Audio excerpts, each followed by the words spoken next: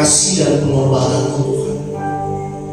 Boleh kembali kau nyatakan Tuhan di dalam hati kami Tuhan, sehingga Tuhan setiap firman-Mu, untuk setiap ajaran-Mu Tuhan, boleh selalu melekat di hati kami, dan kami boleh mengatakan kebaikan tentang Engkau Tuhan. Pujilah Engkau Tuhan kami, pujilah Engkau Raja kami. Segala kemuliaan hanya kami nyatakan kepada Allah Bapa dan Roh Kudus, seperti pertolongan sekarang selalu dan sekarang. Amin. Silakan duduk Bapak Ibu dikasih. Selamat malam Bapak Ibu semua yang dikasih Tuhan. Shalom. Puji Tuhan. Senang sekali saya bisa hadir dengan Bapak Ibu sekalian pada malam hari ini. Mungkin Bapak Ibu pada bingung siapa bapaknya Hari Orang Muda, gitu ya. Saya baru pertama kali hadir di PDI Orang Putra.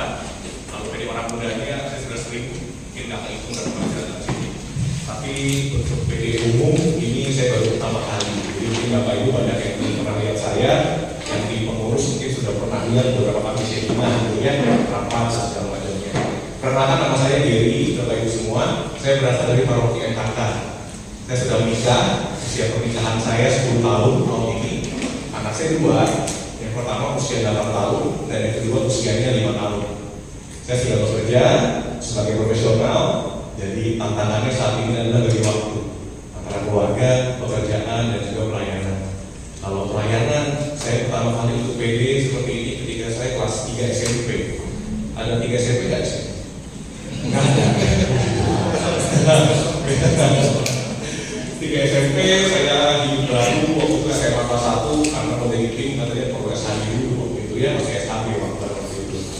Jadi puji Tuhan kurang lebih sudah berapa hampir 20 tahun saya di dunia karismatik dan pewarta pengajar saya sejak tahun 2011 sebagai semua. Jadi sudah kurang lebih 13 tahun sebagai pewarta dan pengajar. Pelayanan saya 70% itu di orang muda Bapak Ibu. Baru 3-4 tahun terakhir saya bertambahnya usia, saya melayani umum dan juga lansia. Ya. Dan refleksi yang saya dapatkan Bapak Ibu, setiap fase kehidupan itu punya tantangannya masing-masing. Saya melayani anak remaja, masalahnya itu kembali orang tua sama guru, ibu di sekolah. Orang muda, dewasa sedikit, masalahnya ada putusin pacar, belum dapat pekerjaan. Ya. Pasutri muda, masalahnya adalah mertua rese, ya, ekonomi keluarga, pembantu keluar masuk. Ya. Yang lansia, masalahnya apa? Sakit penyakit, utang piutang, kesepian. Jadi yang saya katakan adalah ikut Tuhan itu bukan masalah kapan waktu yang tepat, karena nggak pernah waktu yang tepat. Semua fase kehidupan itu ada tantangan masing-masing. Ikut Tuhan itu adalah mengenai pilihan. Ya, jadi saya percaya Bapak Ibu semua di sini yang hadir sudah memilih ikut Tuhan itu sungguh luar biasa. Ya, saya saat ini juga melayani di komunitas saya namanya Project 37, di mana saya banyak melayani dewasa muda dan pasien muda Bapak Ibu semua.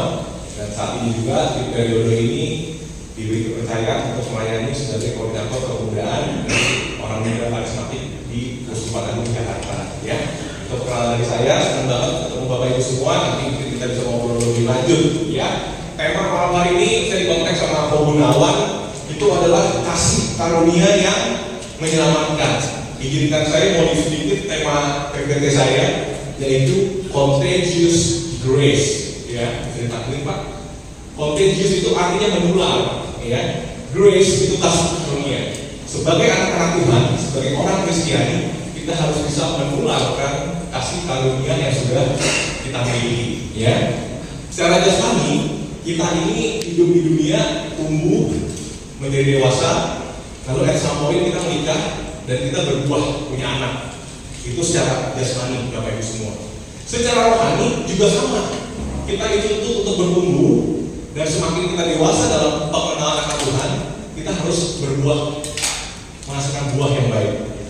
Matius 12 ayat 33, jikalau suatu pohon kamu katakan baik, maka baik pula buahnya. Jikalau suatu pohon kamu katakan tidak baik, maka tidak baik pula buahnya, sebab dari buahnya pohon itu dikenal. Dari buahnya pohon itu dikenal. Kita tahu ada pohon jeruk karena ada buah jeruk, betul? Kalau nggak ada buah jeruk, orang nggak tahu buah jeruk. Dan kalau buahnya enak, habis Imlek nih. Kalau buah jeruk itu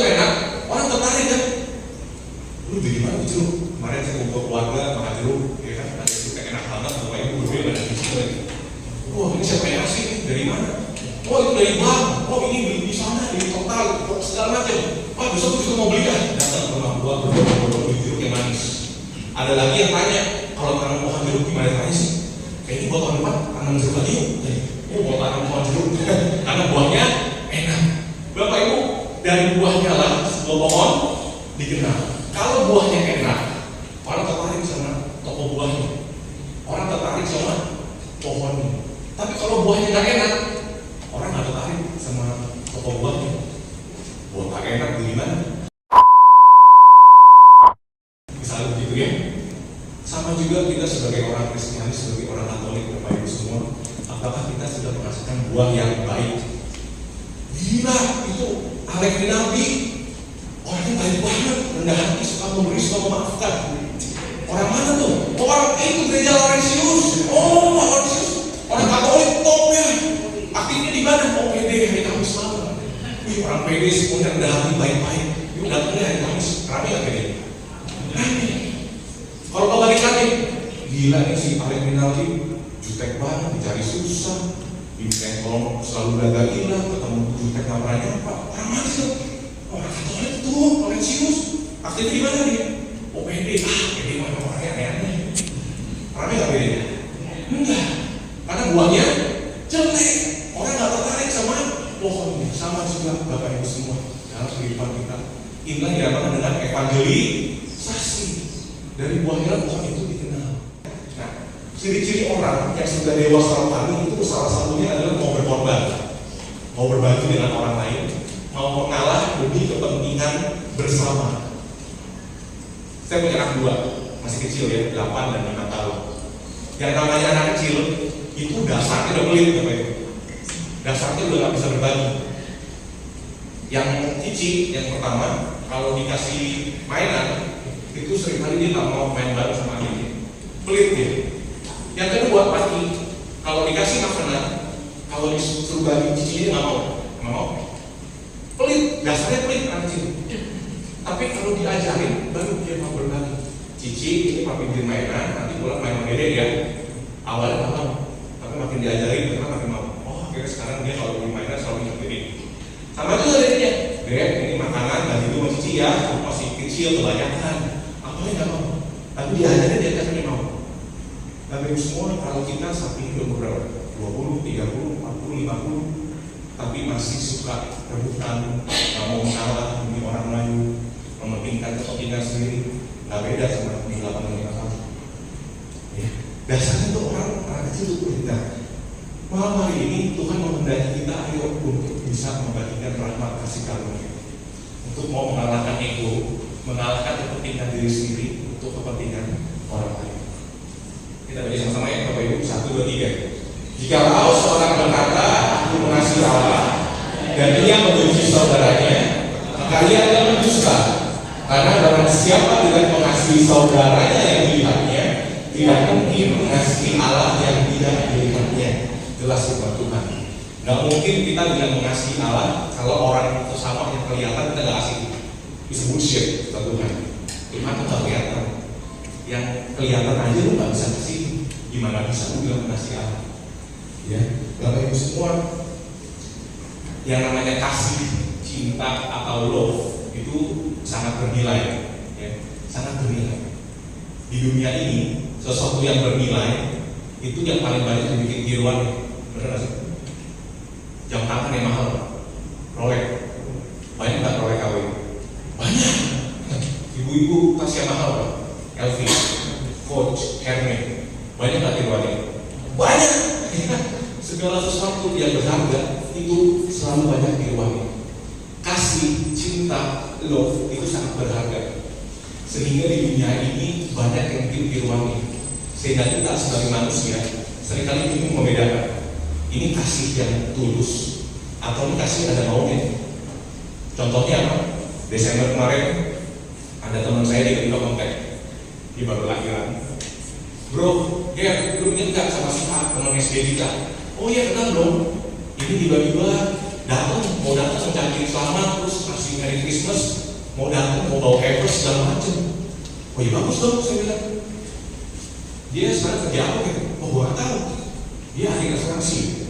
Lu tidak ahli asuransi, lu sakit. Soalnya biasa dia ahli asuransi nih. Tiba-tiba mau datang ngucapin tonton awal asuransi gitu. Wah, gue nggak tahu. Oh, MLM ya, MLM. Nggak tahu juga gue. Oh, ya udah sih saja orang mau berbuat proyeksi curigai. Bapak Ibu semua, sih kasih sangat bernilai. Banyak yang bikin tiruan dan kita selalu membedakan. Setiap kali ada orang baik sama kita berkata nggak? Ini jangan-jangan mau tawarin aku nih, kartu kredit ya? Tapi asuransi. Sorry. Bapak Ibu semua sangat bernilai sehingga kita sulit untuk membedakannya. Ya, boleh. Dia kalau ya.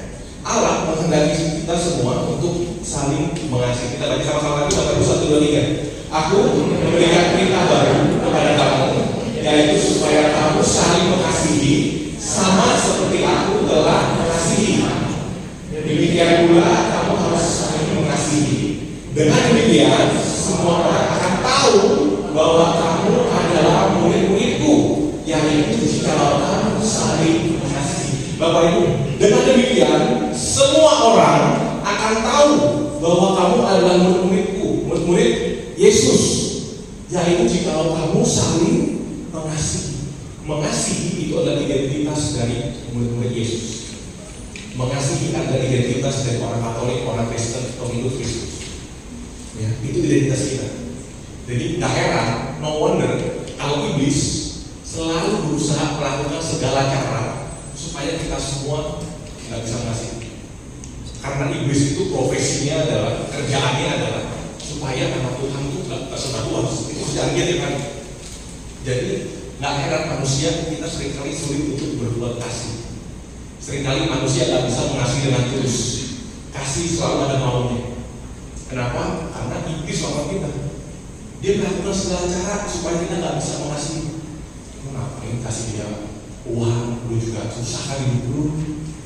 Lu ngapain datang ke PD? Ya elah menikahi rantau banget. Ya. Lu ngapain itu bantuin itu orang? Aduh, keluarga lebih susah bro. Iblis melakukan segala cara supaya kita nggak bisa mengasihi, karena itu identitas kita. Oleh karena iblis melakukan segala cara, kita juga dituntut untuk melakukan segala cara Bapak Ibu untuk bisa mengasihi. Mengasihi harus jadi budaya kita, harus menjadi kebiasaan, menjadi culture, bukan sesuatu yang wah kayaknya kita mesti gimana, tapi melakukan kita sebagai budaya. Karena itu adalah identitas kita sebagai murid-murid Kristus. Ya, saya ini kadang prihatin gitu ya. Di kompleks saya di dekat FKK gitu ya. Kami tinggal di klaster. Klaster saya ini klaster baru, jadi RT-nya belum ada. Mau nggak mau saya jadi pengurus barengan sama tetangga seberang rumah saya. Seberang rumah saya itu orang Muslim, dia jadi ketua pengurus. Karena rumah saya seberangan, mau nggak mau saya bantuin lah, nggak enak. Ya. Dia bantu saya karena anak kami seumuran. Saya bantuin tante, karena anak kami seumuran. Bapak Ibu, saya jadi pengurus, jadi saya tahu persis siapa warga yang tinggal, siapa warga yang baik, siapa yang nunggak dari PL, saya tahu. Siapa yang mukanya jutek kalau ketemu satpam, karena security kan laporannya ke saya. Jadi saya suka cerita rumah yang ini kerjaan kamu tiap hari, ya masih tahu. Bapak Ibu semua minta maaf. Seringkali yang bikin ulah itu adalah anak yatim. Seringkali, dan membuat saya terkadang saya geleng-geleng. Dulu udah cuma 3%, banyak income lagi. Oke, sekali waktu kami rapat IPL, rapat pengurus, kita lihat siapa nih yang nunggak. Aduh, hampir 50% orang Katolik apa ini? Karena saya tahu, saya orang lingkungan juga kan, saya tahu Muslim ini nunggak. Berapa itu nggak pernah berani. Di tempat saya orang Katolik komplainnya banyak, kurang ini, kurang itu. Tapi juga rapat, bilang ke Jawa, ke orang tua, nggak pernah mau ikut terlibat. Aduh, bikin malu saya bilang. Sekali waktu kan ibu sebelah rumah saya tiba-tiba manggil saya, Om kiri. Ya tante kenapa?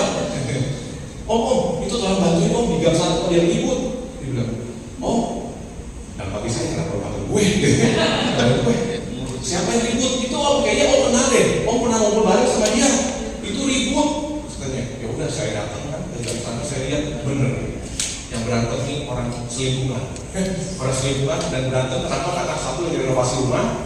Jadi entah kenapa lah bangunannya lalu kalau hujan tuh tampias ke rumah sebelahnya sampai banjir, sampai becek rumahnya, sampai mau gugat pengacara pengadilan segala macam. Wah, saya bilang pusing saya. Makin jelek aja nama orang Katolik di sini. Bapak Ibu semua, kalau itu yang terjadi kita nggak bisa berbuah. Kalau itu nggak heran jumlah orang Katolik akan dikit tiap hari. Ya. Kita ini minoritas Bapak Ibu Katolik 3%. Yang karismatik berapa banyak? Lebih dikit lagi. Lebih dikit lagi. Nah, jadi kita semua dituntut, ya, ayo untuk kita mengasihi, karena Tuhan sudah mengasihi kita. Kita next dulu ya. Nah, untuk bisa mengasihi ini prinsip yang harus kita pegang, Bapak Ibu. Prinsip yang kalau saya boleh sebut ATM, ya. Kita hanya bisa memberi apa yang sudah kita miliki, basically. Kita hanya bisa mengasihi kalau kita sendiri sudah punya yang namanya kasih. ATM itu hanya bekerja ini kan, kita nabung 3 juta, ya udah kita cuma tarik 3 juta, ya kan? Nggak pernah ada cerita nabung 3 juta, nanti tarik ATM 5 juta, pernah nggak? Nggak pernah. Yang pernah saksian di mana di sini ya? Nggak pernah ada, nggak pernah ada. ATM selalu begitu. Nah, sama juga dengan kita. Bapak Ibu, kalau kita mau mengasihi, pastikan dulu tangki cinta kita selalu penuh akan cinta Tuhan. Kalau tangki cinta kita kosong, nggak heran kita nggak bisa mengasihi. Ada orang yang senggol bacok, tahu gue senggol bacok? Aku jangan berapa. Awas ya, jangan ikut kan? Alah benar. Tapi ibu orang yang begini senggol bacoknya biasanya karena tangki cintanya kosong. Dia nggak pernah merasakan pengalaman dikasih. Ketemu orang begini, jangan langsung suruh pelayanan Bapak Ibu. Berapa ya? Nggak bisa mengasihi dia. Yang ada pelayannya di batu sandungan. Ketika melayani dalam pujian mutung dia, marah-marah. Bapak Ibu, kalau kita mau mengasihi, pastikan hati cinta kita penuh. Kalau ketemu orang yang galak, saya bacok, jangan terlalu banyak lagi nih, jangan terlalu diomongin. Coba ajak minum kopi sekali. Kasih parsel rumahnya, kayak pempek kayak apa. Baru nanti dia akan jadi baik. Karena tadi kita aja kosong, mau ngomong apa juga susah. Karena dia nggak pernah merasakan yang namanya cinta. Jadi kalau kita mau mengasihi, pastikan hati cinta kita selalu terisi penuh akan kasih. Saya pernah dulu menjadi pendamping PDI orang muda di pabrik saya. Sekali waktu ada anak muda datang cerita ke saya, ngobrol, cewek ya, dia bilang, kok Giri pacar saya posesif. Pacar saya ini kalau saya nggak balas WA hitungan menit aja udah marah. Kalau telepon saya nggak angkat itu dia marah. Kalau dia melihat saya pergi dengan teman cowok yang lain, marah. Posesif. Pertama-tama saya anggap biasalah masih muda gitu ya. Saya nggak terlalu pusing. Tapi nggak berapa lama dia cerita pada saya lagi malam-malam dia WA saya, oh pacar saya macam mau bunuh diri. Waduh, saya bilang apa terjadi? Ini karena saya sepanjang hari sibuk, saya kerja auditor, jadi nggak bisa angkat telepon, nggak bisa langsung, saya sibuk banget kok. Ini baru tadi pulang kerja jam 9, udah buka handphone, miss call udah puluhan, chat udah banyak banget. Dan ketika saya telepon balik, dia ngancam mau bunuh diri, mau minum baygon gitu. Nggak berapa. Oh, kalian minum baygon? Oh, orang minum baygon pak, ya, mau minum baygon. Oke, saya coba dengerin dan nggak berapa lama ketika saya ketemu saya tanya, emang background pacar kamu ini apa sih? Dia baru cerita, dia ini berasal dari keluarga yang broken home. Papa mamanya cerai dan dia pindah ke Jakarta, dititipkan di rumah om dan tantenya. Dan om dan tantenya itu nggak menyayangi dia. Dikasih ruangan ala kadarnya, dikasih tempat tinggal ala kadarnya, betul-betul kayak coba gudang sepetak dong di rumahnya, nggak dirawat, nggak dikasih. Oh, saya ngerti kalau gitu. Pacarmu ini tapi cintanya kosong. Jadi dia berharap kamu terus mengisi kita. Once kamu stop, dia akan marah-marah. Karena masih belum cukup. Dia masih butuh untuk terus dikasih. Terus gimana dong? Kamu harus pacaran, saya bilang. Ini belum jadi salib karena kamu belum married. Masih bisa lebih dari sini. Iya, benar masih belum. Benar. Jadi saya nggak boleh mulai sama dia. Bukan nggak boleh, boleh. Tapi kamu siap nggak menanggung salibnya? Bisa jadi kamu seumur hidup mengisi tanggung cinta dia. Kita nggak pernah tahu apa orang berubah, betul? Hanya Tuhan dan dia yang tahu. Kalau kamu merasa sangat mengasihi dia, Tapi Yesus mengasihi kita semua, silakan kamu baik sama dia. Tapi kalau kamu merasa belum mampu, segala macam, pikir 2 kali sebelum. Jangan mencobai Tuhan Allahmu gitu. Karena ini semua hidup, ya. Yang namanya pasangan, kalau yang satu kosong, itu setengah mati nanti menikah. Pacaran itu sama-sama penuh, menikah saling mengisi, nah itu baru mantap, jadi berkat pernikahannya. Tapi kalau menikah dalam satu sebagian kosong-kosong, wah ambrul kan. Ini pengalaman saya sama pasangan muda kalau weekend, ambrul. Nah, jadi orang yang begitu perlu untuk kita kasih terlebih dahulu, ya. Gak bisa kita boro-boro langsung bersumpah segala macam. Jangan, kasih dulu Bapak Ibu semua. Baru nanti ketika dia merasakan kasih, cinta yang udah penuh, baru pelan-pelan dia bisa berjalan. Ya di asyarian orang yang nanti kita kosong jadi asyar, rumah pulang semua. Nah, bisa Bapak Ibu, ya. Nah, sebagai orang Katolik, nih, ya, kita masuk ke inti pada malam hari ini. Sebagai orang Kristiani, harusnya takut kita nggak pernah kosong. Kenapa? Karena ini, Efesus 2:8-9, sebab karena kasih karunia kamu diselamatkan oleh iman. Itu bukan hasil usahamu, tetapi pemberian Allah. Itu bukan hasil pekerjaanmu. Jangan ada orang yang memegahkan diri. Kita semua tanpa terkecuali, apapun latar belakang kita, sudah diselamatkan oleh Yesus. Kita diselamatkan bukan karena kopanya paling bagus, bukan karena WL-nya jatuh, bukan karena di paling kapal kita suci, enggak. Tapi setiap kita, apapun background kita, Tuhan sudah datang menyelamatkan kita semua. Dia menebus dosa kita semua, sehingga kita semua diselamatkan. Kasih karunia Tuhan kasih gratis, ya, tapi bukan murahan. Karena butuh nyawa Yesus dikorbankan di kayu salib untuk menebus kita semua. Ya, tanpa kita kecuali kasih karunia Tuhan kasih. Dia nggak lihat, oh si Gary ini masih terus berdosa nih. Sampai kapanpun nanti udah gede dia masih berdosa. Tuhan nggak hitung-hitungan. Dia nggak hitung untung ruginya. Ini orang kalau gue diselamatkan nanti bagaimana? Ini selamatkan kita anyway. Diselamatkan pada kita gratis, ya, bukan hasil usahamu tapi pemberian Allah. Lalu Roma 5 ayat 8, akan tapi Allah menunjukkan kasih-Nya kepada kita oleh karena Kristus telah mati untuk kita ketika kita masih berdosa. Lebih-lebih karena kita sekarang telah dibenarkan oleh darah-Nya, kita pasti akan diselamatkan dari murka Allah. Bapak Ibu semua, oleh karena Kristus telah mati untuk kita ketika kita masih berdosa, ya, dan kita dibenarkan oleh darah-Nya. Saya suka perumpamaan ini, ya. Kita semua di dunia ini kalau punya utang duit, Bapak Ibu, itu hanya bisa dibayar dengan duit, betul? Bapak Ibu utang kartu kredit di bank segala macam cuma bisa dibayar pakai duit, nggak bisa dibayar dengan dawon, nggak bisa. Nggak bisa. Alkitab tuh mengatakan upah dosa itu adalah manusia sampai kapanpun selalu punya hutang dosa namanya. Dan yang namanya dosa itu cuma bisa dibayar dengan mau. Itu kebenarannya. Tetapi Tuhan Yesus datang menembus setiap dosa kita. Dia bayarin semua utang dosa kita, sehingga kita semua nggak perlu bayar lagi. Dan kita bisa beroleh keselamatan jika kita hidup sesuai dengan apa yang Yesus katakan. Yesus begitu generous, dia nggak berdosa, tapi dia datang ke dunia untuk bayarin utang kita, sehingga kita semua nggak perlu bayar lagi itu utang. Cukup percaya pada Yesus, maka kita akan selamat. Ya. Bayangkan kita punya utang miliaran, nggak pernah bisa bayar, di dekat debt collector, tiba-tiba ada orang nyamperin datang ke bank bilang utang ini orang udah saya bayarin.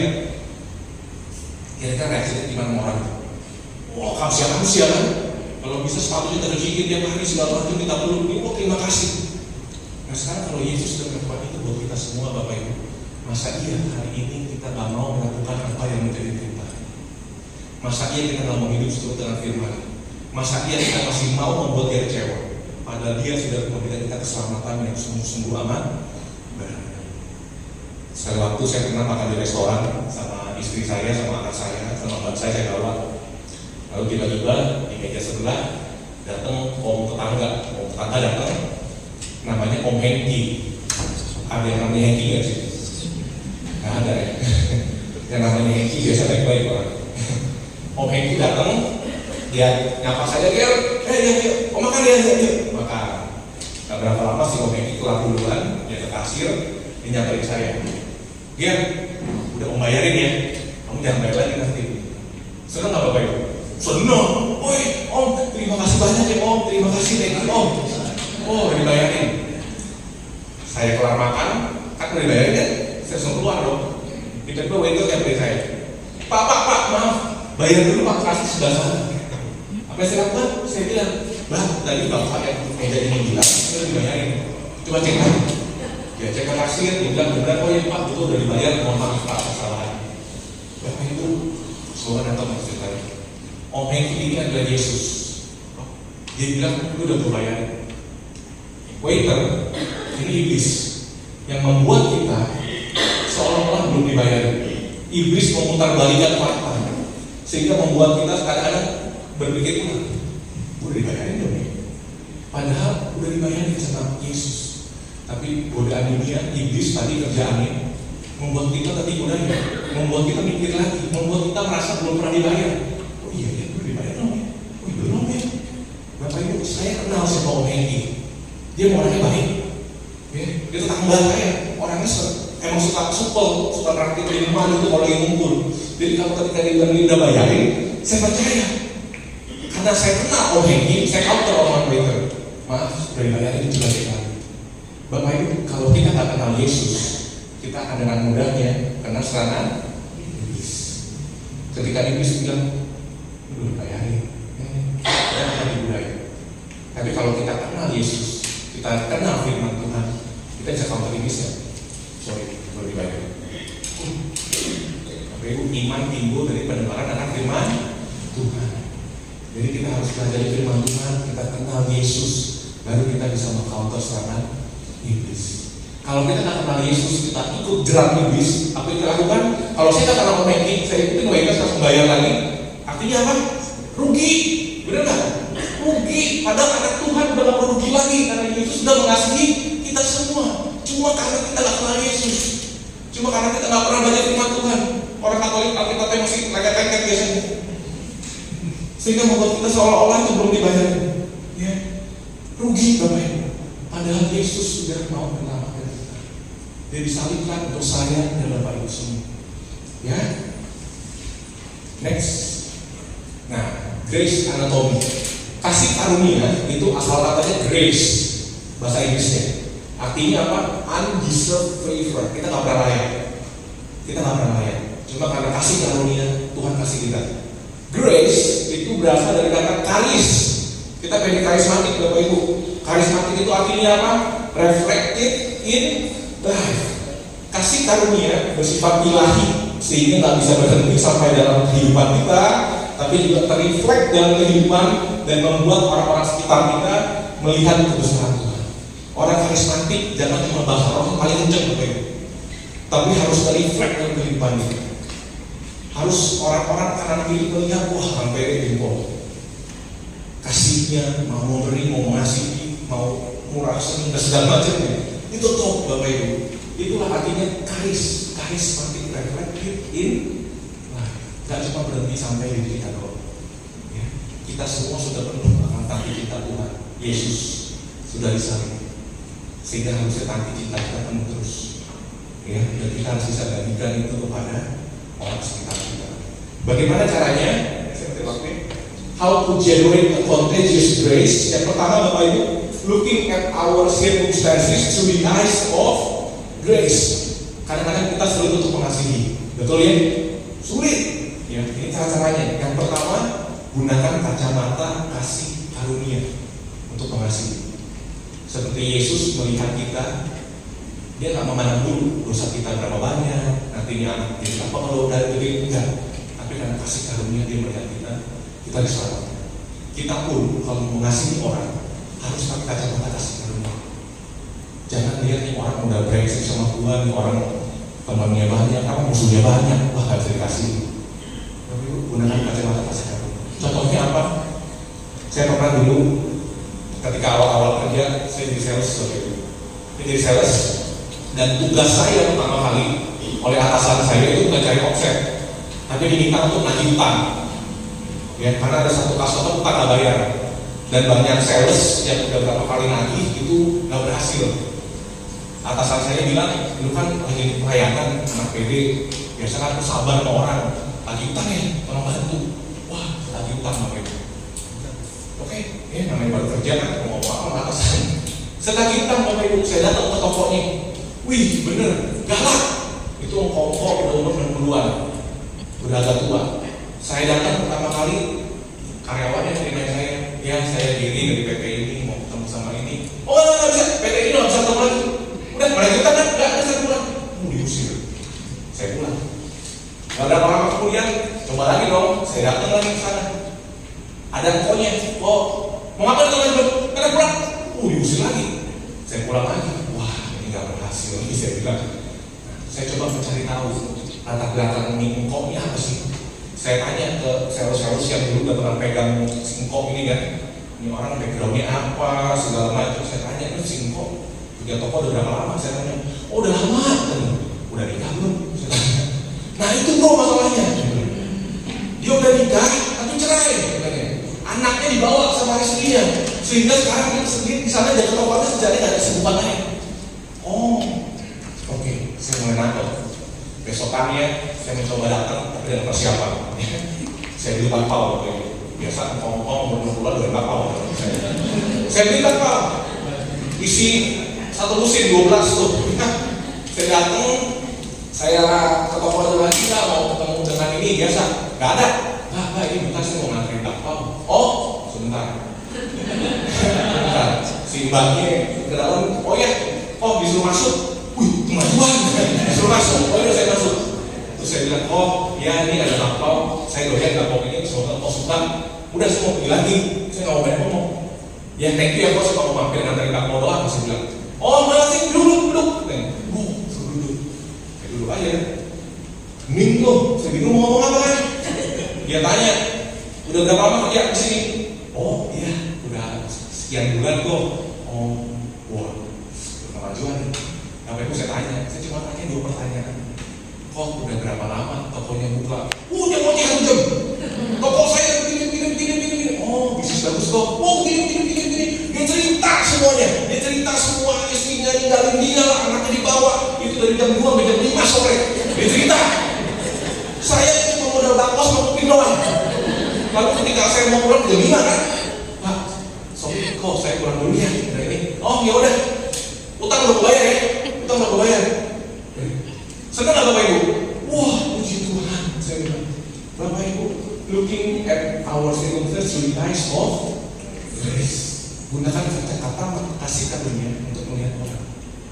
Kalau ada orang ngeselin kayak gitu singkok, untuk punya utang atau diri lagi ya. Gunakan kacamata kasih karunia. Saya coba cari tahu sebenarnya orang backgroundnya apa. Kalau dia background seperti itu, kita bisa mulai paham.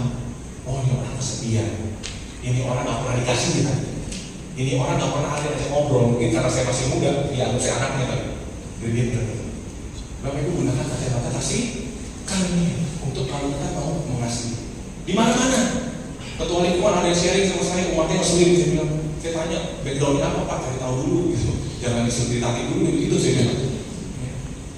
Gunakan kacamata kasih karunia. Lalu berikutnya, speaking with the words of grace. Ucapkan kata-kata yang penuh berkat setiap hari. Jangan kata-kata yang penuh dengan ucapan kutuk. Seringkali kita kalau dikasih kepercayaan atau diminta ini, aduh jangan gue nggak bisa. Aduh jangan gue nggak bisa, gue nggak pernah bisa. Bapak Ibu kalau kita ngomong gitu, kita ngomong ke diri kita nggak pernah bisa. Aduh, gue mau emang nggak mungkin lah, gue mau ada tua lah. Aduh, gue mau gaptek lah, nggak bisa. Kalau itu berarti kan lupa kita gaptek terus Bapak Ibu. Tapi gunakan kata-kata yang penuh dengan kasih karunia. Gue bisa, gue pasti bisa. Saya punya teman dulu ketika masih kecil dia disukin keluarganya. Setiap kali ke sekolah diantar sama mamanya lewat toko sepeda, dan anaknya minta dibeli sepeda, mamanya nggak bisa kasih karena nggak punya uang. Tapi mamanya setiap kali melewati toko sepeda itu, dia selalu bilang sama anaknya, suatu saat nanti kamu akan jadi juragan sepeda. Setiap kali lewat, suatu saat nanti kamu akan jadi juragan sepeda. Dan saat ini teman saya sudah punya 8 dealer sepeda motor di Jakarta. Kalau ditanya, lu gimana caranya bisa begini? Dia cuma bilang, gue cuma bekerja semaksimal mungkin. Tapi gue ingat omongan nyokap gue waktu kecil. Gue akan jadi juragan sepeda, dan puji Tuhan saat ini gue dari 8 sepeda motor, dealer sepeda motor. Karena apa? Kata-kata yang penuh kasih karunia. Ya. Kita ucapkan kata-kata penuh dengan kasih karunia. Apapun fungsi kehidupan, ucapkan kata-kata yang penuh kasih karunia. Lagi sakit, pasti sembuh, kembali sembuh. Jangan udah sakit, udah ini. Tambah sakit Bapak Ibu, ya. Ucapkan kata-kata yang penuh dengan kasih karunia. Pasti sembuh, pasti sehat. Ya. Lalu yang berikutnya saya baca beberapa tahun ya.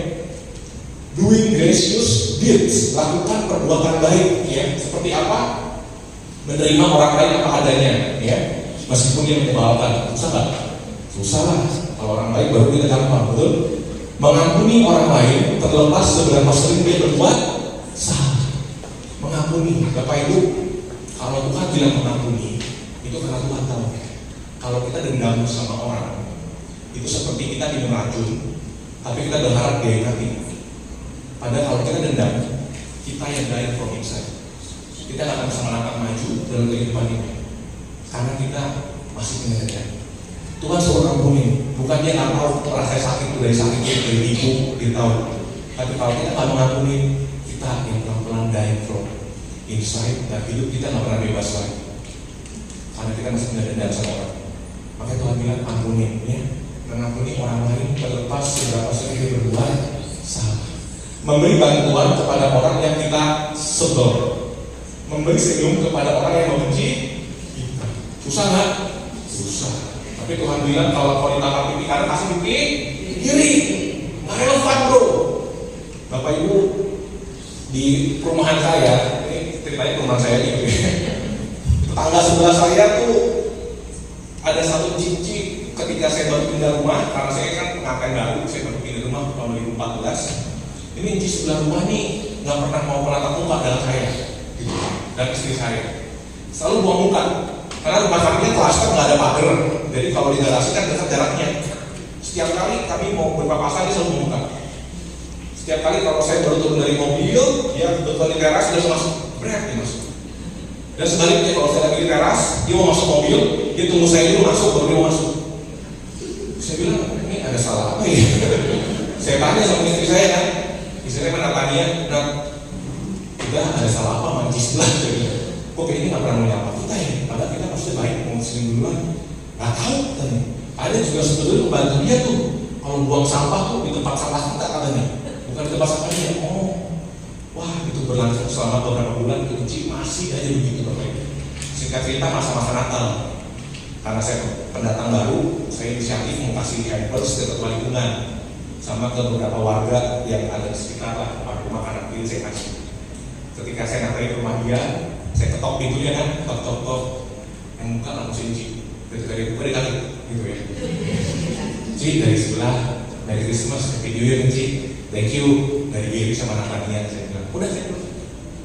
Besokannya itu Ci langsung jadi tetangga paling baik dunia. Nih, langsung besokannya dia nanya anak sekolah di mana, kalau sekarang mau diantar jemput enggak. Saya bilang, oh puji Tuhan, cuma karena yang pos Natal, cuma karena saya kasih dia duluan. Bapak Ibu, kalau kau ditangkap pipi kanan, kasih pipi kiri, dan ini terjadi. Bapak Ibu semua mengasihi, itu adalah identitas kita sebagai orang Katolik. Ya. Lalu saya pernah juga sekali waktu lagi parkir di pinggir jalan, makan pecel lele nih. Kalau makan pecel lele di pinggir jalan sudah pakai flash kan. Di dompet saya cuma ada 20.000 uang kecil. Saya keluarin 20.000, saya kasih ke tukang parkir. Dia bilang apa? Pak, saya cari kembalian dulu ya. Saya bilang nggak usah ambil aja, saya nunggu dulu. Saya bilang, Pak, 20.000 saya Pak. Iya, Bapak ambil aja. Wah, terima kasih Pak. Semoga sehat selalu, selamat sampai tujuan Pak, sukses terus. Terima kasih ini. Oke, langsung dia terjang di jalanan di stop mobil. Bapak Ibu semua, 20.000 nggak bikin miskin, nggak bikin kaya juga, kasih aja udah.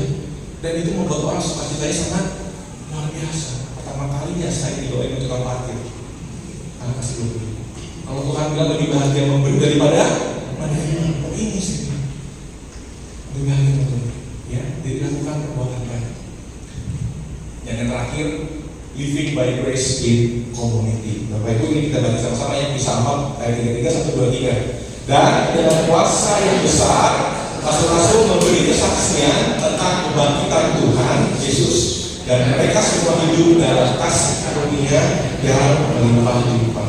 Bapak Ibu, sebagai anak-anak Tuhan, kalau kita mau memberitakan Kristus, kita harus selalu berlimpah-limpah dengan kasih karunia.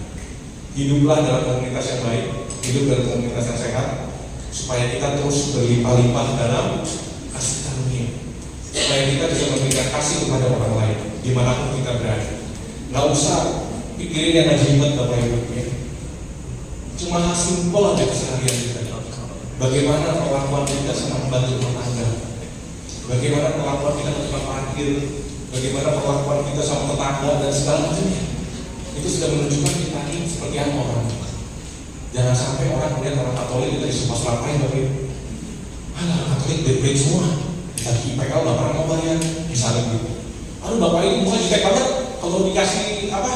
Ketika mau masuk klaster selalu kaca mobil mau dibuka tuh Pak. Aduh, jangan dong Bapak Ibu. Udah 3%, hampir nggak ada. Kalau kita kayak begini kita nggak mengizinkan, kita nggak berbuah banyak, dan pokoknya nggak dikenal. Nah kita harus berlimpah-limpah dengan kasih karunia. Gimana? Sama pembantu juga sama. Pas seribu kan masalahnya dari pembantu keluar masuk. Ada teman cerita pembantunya selalu 2-3 bulan cabut, 2-3 bulan keluar dari yayasan kali-kali. Setelah waktu saya datang ke rumahnya, nengokin anak yang baru lahir kan. Saya lihat rumahnya, ngobrol, saya cek sama pembantunya. Saya bilang, kebetulan teman PD. Lu bilang pembantu keluar masuk, saya bilang. Kan bayaran lah, itu pembantu kamar kecil banget. Dan kasurnya nggak pakai kasur, cuma pakai tikar doang. WC-nya kotornya sama mati, saya bilang. Gimana pembantu lu nggak? Awet, saya bilang. Pembantu zaman sekarang punya WhatsApp, dia bisa kontak mana-mana, dia tidak pekerjaan dan gampangnya. Tapi katanya Pak gua, nggak apa-apa pembantu udah biasa jangan dulu. Malu jangan dulu, saya bilang. Zaman dulu pembantu kalau nyolek ada pembantu doang. Nggak tahu, sekarang udah zaman begini. Lu ganti, lu beli kasur cuma 300.000 pasti pelit amat, saya bilang. WC bersihin, saya bilang. Pasti nanti pembantu lu awet, saya bilang begitu. Saya nggak tahu jalan apa enggak, cuma palingan itu yang saya lakukan.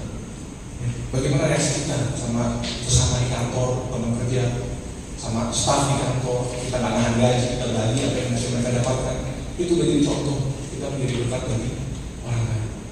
Sehingga orang kalau melihat kita, wah orang jempolan, wih itu Gunawan, HP, wih itu Petrinali, wih PD mana, Koreksius, orang Sunda, datang semua sini kepada kami. Amin. Amin. Bapak Ibu semua, kalau kita mau penuh dengan kasih karunia, boleh naik musik. Kalau kita mau penuh dengan kasih karunia, kita harus selalu connect dengan Yesus, kata gue, the Lord of Grace. Ya. Kita harus selalu connect sama Tuhan Yesus. Kalau kita udah gak gracious ya, kalau kita udah senggol bacok, kalau kita udah bawaannya kesel dulu, ketemu orang asal dulu, kita mesti cek dalam hati kita. Jangan-jangan hati kita sedang berkurang atau malah kosong, sehingga kita bawaannya asal dulu, sulit untuk mengasihi orang. Ada something with our koneksi dengan kita semua punya handphone BB, ada iPhone, ada Android atau whatever handphone Bapak Ibu semua. Handphone ini sekali waktu seringkali dia minta update software, betul? Kalau udah mulai lemot, kalau udah mulai nggak enak dipakainya, itu seringkali dia minta update software. Kalau mau update software yang dilakukan, kita mesti connect ke WiFi yang kencang. Dia ini berapa lama? Jadi update setelah berapa menit atau setengah jam, nanti dia normal lagi, bisa dipakai. Sama juga dengan orang spiritual, orang.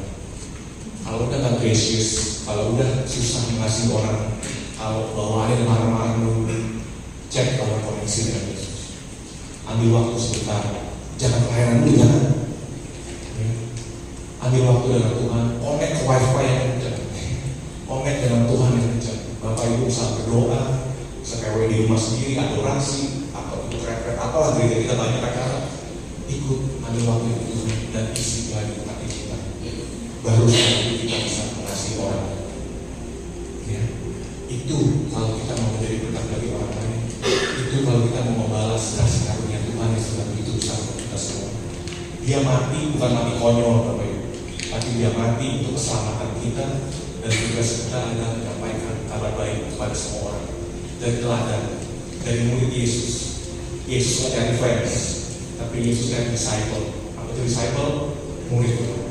Murid itu berarti melakukan perintah Dia. Dan malam hari ini kita belajar mereka yang dapat beritahu adalah mereka yang mengasihi. Jadi Bapak Ibu semua, kita mau berikan rahmat kasih karunia Tuhan yang kita miliki kepada orang lain. Amin Bapak Ibu. Mau connect dengan Yesus ya? Kita tutup dengan doa ya.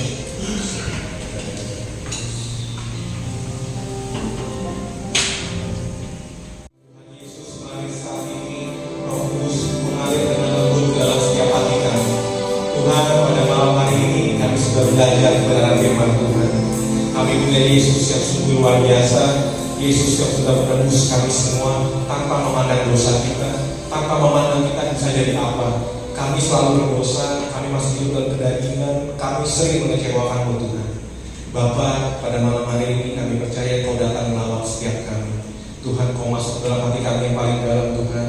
Saat ini Kau tembus setiap pergumulan kami.